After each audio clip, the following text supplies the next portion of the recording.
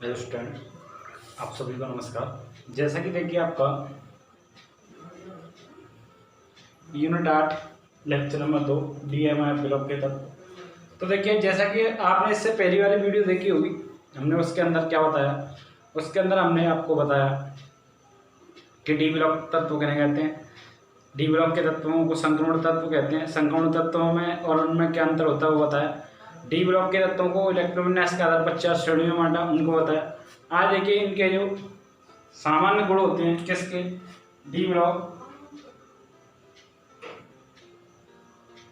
के सामान्य गुण।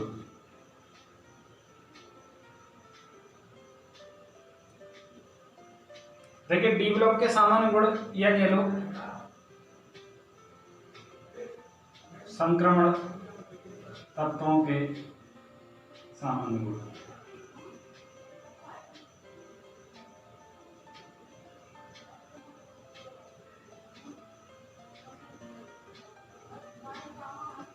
तो देखिए डी ब्लॉक के तत्वों की संक्रमण तत्व कहते हैं। तो यहाँ से आप इस प्रकार भी कह सकते हो कि डी ब्लॉक के तत्वों के सामान्य गुण या संक्रमण तत्वों के सामान्य गुण। तो देखिए नंबर पहली बात, ये सभी क्या होती हैं, धातु होते हैं। जो डी ब्लॉक के तत्व होते हैं हमने आपको सभी बता दिया क्या होते हैं, धातुएं होती हैं। धातु होती हैं, ऐसे लिखो, धातु होते हैं।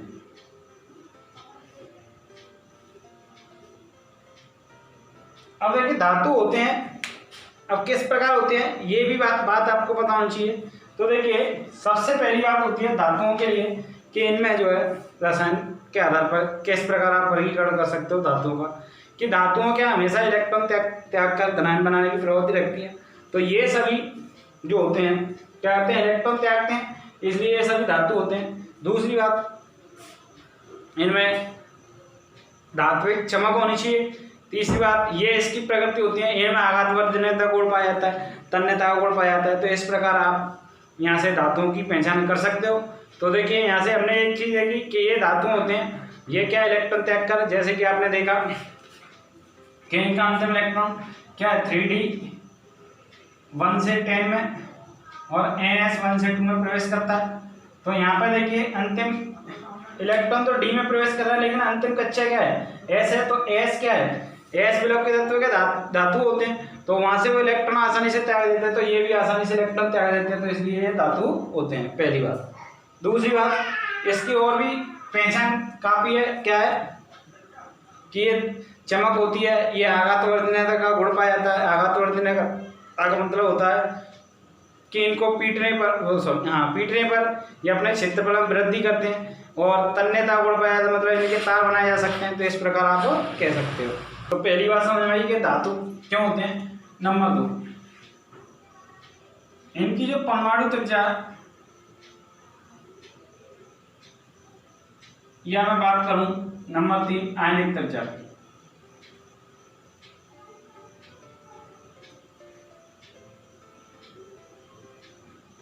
ये आवर्त में इधर से उधर जाने पर क्या होती है, घटती है। अब कैसे घटती है, तो देखिए इसका भी रीजन यही है कि किसी भी आवर्त में आप जाते हो तो क्या होता है, जैसे स्कैंडियम है SC 21 या फिर 30 ZN ले लो। तो यहाँ पर देखिए क्या होता है 2 8 18 2, और इसका क्या होता है 2 8 9 2। तो यहाँ पर भी 4 कक्षा है और यहाँ पर भी 4 कक्षा है। तो देखिए परमाणु क्रमांक में तो वृद्धि हुई, लेकिन कक्षाओं वृद्धि नहीं हुई। कक्षाओं वृद्धि ना होने से क्या होता है, जो नाभिक का प्रभाव होता है वो उच्च हो जाता है, और उच्च होने के कारण भारी कक्षा के इलेक्ट्रॉनों को अपनी ओर आकर्षित कर लेता है। इसी कारण क्या होता है कि इन दोनों त्रिज्याओं का मान घटता चला जाता है। तो इस प्रकार यहाँ से आपने देखा, क्या देखा कि परमाणु त्रिज्या एवं आयनिक त्रिज्या का मान डी ब्लॉक के तत्वों की वर्ग में बाएं से दाएं आने पर क्या होता है, घटती है।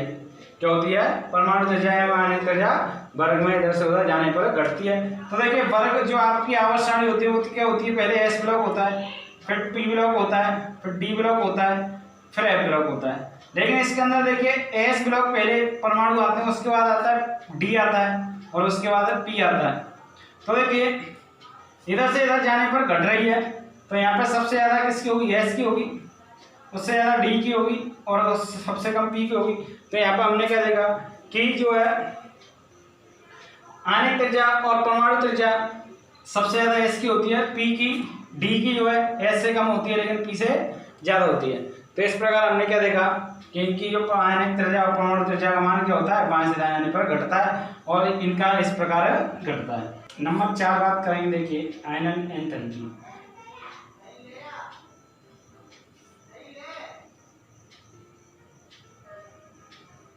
इसका जब इधर से उधर जाते हो तो मान बढ़ता है, और मान बढ़ता है तो देखिए इसका रीजन क्या होता है कि आयनन एंथैल्पी होती क्या है, आयनन एंथैल्पी होती है आपकी क्या होती है, परमाणु द्वारा इलेक्ट्रॉन त्यागने में जो ऊर्जा व्यय होती है। तो देखिए यहाँ पर नाभिक का प्रभाव इसके लिए उच्च होता है, तो भारी कक्षा के इलेक्ट्रॉनों को आसानी से पकड़े रहता है, तो आपको इलेक्ट्रॉन निकालने हैं तो ज़्यादा ऊर्जा लगानी पड़ेगी, इसी कारण इनका जो है आयनन एंथैल्पी का मान क्या होता है, बाएं से दाएं जाने पर बढ़ता है। यह आकार पर निर्भर करता है, जैसे ही आपका आकार बढ़ेगा तो आयनन एंथैल्पी का मान घटेगा, लेकिन आकार बढ़ता नहीं है यहाँ पे, तो आयनन एंथैल्पी का मान बढ़ता चला जाता है। अब देखिए नंबर 5 बातें, 5वां पॉइंट कि 5वां पॉइंट क्या होता है कि आपका इतनी बात समझ में आई कि जो नाभिक होता है किसी भी इसमें नई कक्षा निर्माण नहीं होता है, जिसको जकड़े रहता है और इलेक्ट्रॉन निकालना, जिसको पकड़ लेगा नाभिक में धनावेशों की संख्या होगी तो ये आसानी से इसको खींच लेगा, और इलेक्ट्रॉन में निकालना है तो ज़्यादा ऊर्जा लगानी पड़ेगी, तो इसका मान क्या होगा बढ़ेगा। तो आयनन एंथैल्पी का मान बढ़ता है। ये जो है ऑक्सीकरण संख्या इनकी क्या होती है, परिवर्तित होती है, यानी ऑक्सीकरण संख्या परिवर्तित ऑक्सीकरण संख्या व्यक्त करते हैं। परिवर्तित ऑक्सीकरण संख्या कैसे व्यक्त करते हैं, देखिए जैसे आपने देखा होगा Cu+1, Cu+2, Fe+2, Fe+3, Cr+2, Cr+3। तो इस प्रकार ये क्या करते हैं, परिवर्तित ऑक्सीकरण संख्या व्यक्त करते हैं। और परिवर्तित ऑक्सीकरण संख्या भी किस प्रकार व्यक्त कर पाते हैं, क्योंकि इनका डी कोष क्या होता है, अपूर्ण भरा हुआ होता है। अपूर्ण भरा होने के कारण इसके इलेक्ट्रॉन क्या होते हैं, उत्तेजित अवस्था अपना लेते हैं। उत्तेजित अवस्था अपनाने के कारण इनके जो है इलेक्ट्रॉन क्या परिवर्तित ऑक्सीकरण संख्या व्यक्त करते हैं। तो इसको देखिए हम आगे देखेंगे कि ये किस प्रकार ऑक्सीकरण संख्या परिवर्तित करते हैं। यहीं से देखिए कुछ चीज़ें और जाननी होती हैं कि इनसे जो परिवर्तित ऑक्सीकरण संख्या व्यक्त कर रहे हैं वो इस प्रकार व्यक्त करेंगे, इसको Q+, फेरस, फेरिक, इस प्रकार इनके नाम होते हैं। तो यहाँ से इतना ही देखना है कि ये ऑक्सीकरण संख्या परिवर्तित, अगले वीडियो में बताएंगे किस प्रकार ये ऑक्सीकरण संख्या परिवर्तित करते हैं। नंबर अगला पॉइंट उत्प्रेरक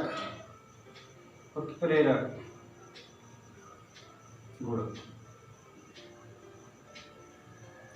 अगला पॉइंट क्या है कि ये उत्प्रेरक गुण व्यक्त करते हैं, अर्थात अब क्रिया के वेग को तीव्र या मंद करने की प्रवृत्ति रखते हैं। अगला पॉइंट आपका चुंबकीय गुण।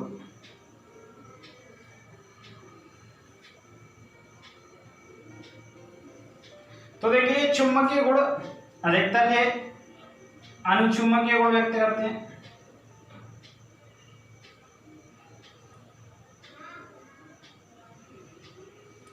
अब इसके लिए देखिए डिटेल में हम आगे पढ़ेंगे, अभी इसको आपको फिलहाल जानना है, क्या जानना है कि चुंबकीय गुण वही परमाणु व्यक्त कर पाएगा जिसका क्या डी कोष अपूर्ण भरा हुआ हो। जैसे मैं बात करूं कॉपर आयन की, कॉपर 2 आयन की, तो इसके क्या होंगे आर्गन मतलब 18 और 3d9। तो 9 का करोगे आप तो क्या होगा, ये होगा तो 1 electron, 2 electron, 3 electron, 4 electron, 5 electron, 6, 7, 8, 9। तो ये कौन सा गुण व्यक्त करेगा, ये गुण व्यक्त करेगा अनुचुंबकीय गुण। तो इसमें क्या अयुग्मित इलेक्ट्रॉन है तो क्या वो अनुचुंबकीय गुण व्यक्त करेगा। दूसरी बात कि यहीं से इसका रंग पता चल जाता है कि रंग किस प्रकार बनाएगा, तो ये रंगीन होगा। रंगीन में ये उसकी प्रकृति पर निर्भर करेगा, जैसे CuSO4 है तो नीले रंग का होगा। इस प्रकार ये उस धातु की प्रकृति पर निर्भर करेगा कि किस रंग का होगा। तो यहाँ से इतनी बात समझ में आई क्या होता है कि जिनका जो है अयोमित इलेक्ट्रॉन होते हैं जिसके अंदर, जैसे मैं बात करूँ स्कैंडियम 21, तो यहाँ पर 3Ar 4s2 3d1 होगा। अब 1 में क्या है, इलेक्ट्रॉन अयोमित है, तो ये कैसा है, अनुचुंबकीय गुण व्यक्त करेगा और रंगीन आयन बनाएगा। इतनी बात समझ में आई सबके।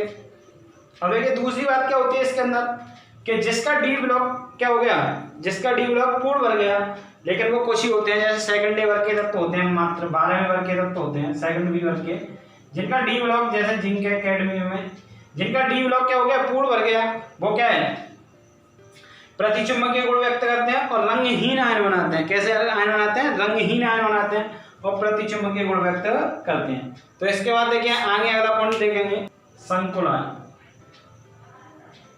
संकुल योग। तो देखिए ये संकुल योग बनाने की प्रवृत्ति रखते हैं। जैसे देखिए जटिल योग बोलते हैं जैसे K4 FeCl6 पोटेशियम फेरोसाइनाइड। तो देखिए ये जो ब्रैकेट से दिखाई दे रहा है ये जटिल यौगिक है, इसके अंदर उपसहसंयोजक बंध पाया जाता है, तो इससे आप पहचान लोगे कि जटिल यौगिक बनाने की प्रवृत्ति रखते हैं। तो यहाँ पर Fe क्या है, जटिल यौगिक बना रहा है, इससे ही ये जुड़े होंगे। और भी जैसे देखो CuNH3 AgNH3 का उल्टाच Cl, तो ये इस प्रकार के यौगिक क्या होते हैं, जटिल यौगिक होते हैं। तो यहाँ से अगला पॉइंट देखिए क्या होगा, 1 2 3 4 5 6 7 8 हो गए। पॉइंट नंबर 9, ये जो आपके होते हैं क्या होते हैं, अंतराकाशी यौगिक बनाते हैं, अंतराकाशी।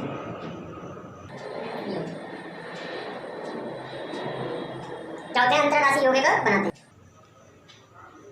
अब देखिए इसका मतलब क्या, अंतराकाशी यौगिक बनाते हैं, इसका मतलब यह है कि जो डी ब्लॉक के तत्व होते हैं वो कम परमाणु भार वाले परमाणुओं जैसे पैलेडियम है, हाइड्रोजन को अवशोषित कर लेता है।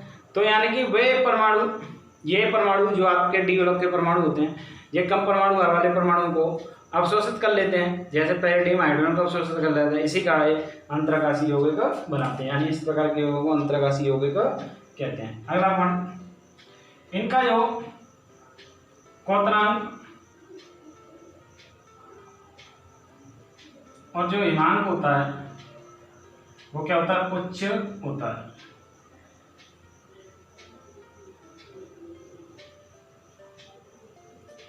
इनका जो क्वथनांक और हिमांक जो होता है वो क्या होता है, उच्च होता है।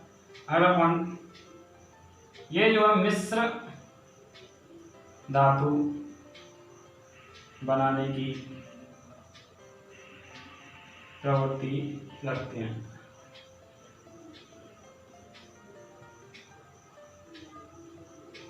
तो देखिए मिश्र धातु बनाने की प्रवृत्ति रखते हैं, यहाँ से किस प्रकार आप जानोगे कि ये मिश्र धातु की प्रवृत्ति बनाने की प्रवृत्ति रखते हैं। जैसे आपका पीतल है, पीतल आपकी Zn और टिन से मिलकर बनी होती है, पीतल आपकी Zn और टिन से मिलकर बनी होती है, वो सॉरी कॉपर और जिंक से मिलकर बनी होती है। तो देखिए इसमें भी आप बताओ कि मिश्र धातु बनाने की प्रवृत्ति किस प्रकार रखते हैं, तो उसको भी देख लेंगे कि देखिए इनकी जो परमाणु एवं आयनिक त्रिज्या, परमाणु त्रिज्या एवं आयनिक त्रिज्या में जो परिवर्तन होता है वो लगभग 15% का होता है। मतलब इसका कारण क्या है कि इनकी जो परमाणु एवं आयनिक त्रिज्या वो लगभग सभी की समान होती है, यानी अंतर कितना है, 15% का है। यानी किसी की, जैसे एक एग्जाम्पल से समझिए, किसी की 100 तो किसी की 115, 15% का अंतर होगा, या किसी की 85। तो इस प्रकार क्या होगा कि इनकी जो है परमाणु त्रिज्या और आयनिक त्रिज्या लगभग समान होती है, इसी कारण ये मिश्र धातु बनाने की प्रवृत्ति रखते हैं। तो इस प्रकार ये यहाँ से डी ब्लॉक के सामान्य लक्षण या संगौण तत्वों के सामान्य गुण होते हैं, या इनको आप कह सकते हो भौतिक गुण। तो देखिए हमने पहले बताया कि ये धातु होते हैं, धातुओं का रीजन बताया किस लिए होते हैं, क्योंकि ये इलेक्ट्रॉन त्याग कर धनायन बनाने की क्षमता रखते हैं, और बाकी जो भी गुण होते हैं धातुओं के वो सब इनके अंदर होते हैं, इसलिए ये धातु होते हैं। कौन कौन से गुण होते हैं, चमक होती है, तन्यता के गुण पाए जाते हैं, तो वो इनके अंदर होते हैं। परमाणु त्रिज्या आयनिक त्रिज्या का मान बाएं से दाएं जाने पर घटता है, घटती है। आयन एंथैल्पी बढ़ती है। ऑक्सीकरण संख्या परिवर्तित होती है, यानी बदलती रहती है। जैसे Cu की 1 2 और 2 3, तो इसको हम बताएंगे। और वैसे इसका कारण क्या है कि इनका जो डीप कोष में क्या होते हैं, अयुग्मित इलेक्ट्रॉन होते हैं। अयुग्मित इलेक्ट्रॉन होने के कारण इनकी परमाणु व ऑक्सीजन क्या बदलती रहती है। उत्प्रेरक गुण यानी ये क्या करते हैं, उत्प्रेरक का कार्य करते हैं, यानी ये किसी अपक्रिया के वेग को तीव्र या मंद कर देते हैं, वो वाली प्रवृत्ति आपने जो है प्रश्न चैप्टर में पढ़ा होगा, तो वहां से आप देख सकते हो किस प्रकार। अब देखिए नंबर लास्ट है आपका चुंबकीय गुण। तो चुंबकीय गुण ये अनुचुंबकीय गुण व्यक्त करते हैं और रंगीन आयन बनाते हैं। यहाँ पे इस प्रकार भी कह सकते हो कुछ तत्वों को छोड़कर, क्योंकि देखिए यहाँ पर सभी रंगीन आयन और सभी प्रतिचुंबकीय गुण व्यक्त नहीं करते हैं। जैसे मैंने बताया सेकंड भी यानी जो आपका होता है 12वां वर्ग, वो नहीं करते हैं क्योंकि उनका डीप कोष पूर्ण भरा होता है, यही रीजन होता है इनका बनाने का। अगला है संकुल यौगिक बनाते हैं। तो संकुल यौगिक इस प्रकार बनाते हैं, जिनमें क्या होता है उपसंयोजन बंध होता है, उन्हें संकुल यौगिक कहते हैं। तो इस ब्रैकेट से आप पहचान लो कि ये संकुल यौगिक है।